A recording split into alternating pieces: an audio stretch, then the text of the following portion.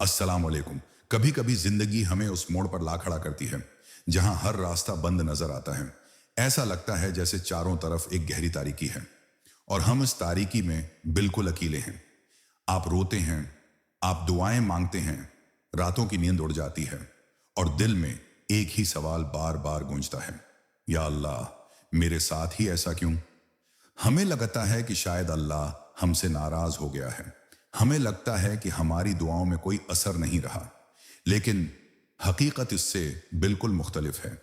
आज की इस वीडियो में हम इसी हकीकत से पर्दा उठाएंगे। आज आपको वो जवाब मिलेगा जो आपके बेचैन दिल को वो सुकून देगा जिसकी आपको बरसों से तलाश थी। ये माइंड ब्लीज इंस्पायर है और आज हम दिलों की बात करेंगे।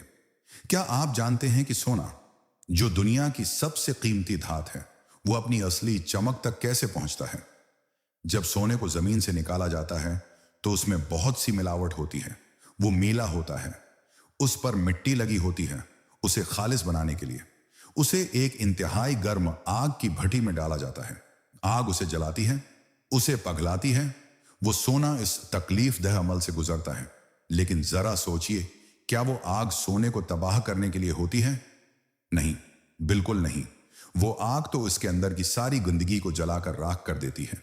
और जब वो सोना इस भट्टी से बाहर आता है तो वो पहले से कहीं ज्यादा खालिस, चमकदार और कीमती बन चुका होता है।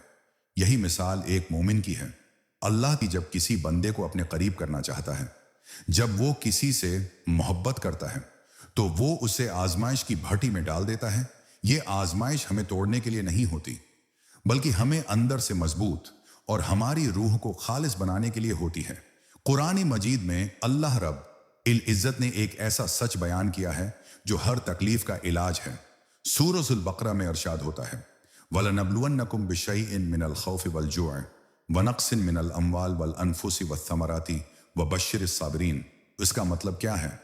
और हम यकीनन तुम्हें आजमाएंगे कुछ खौफ से और भाग से और मालों और जानों और फलों के नुकसान से।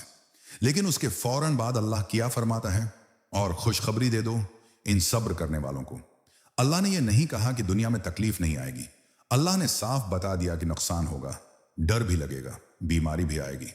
लेकिन इन सब के बाद जो इनाम रखा है वो इन लोगों के लिए है जो टूटने के बाद भी अल्लाह का दामन नहीं छोड़ते, जो हर तकलीफ पर सिर्फ एक लफ्ज कहते हैं, अल्हम्दुलिल्लाह।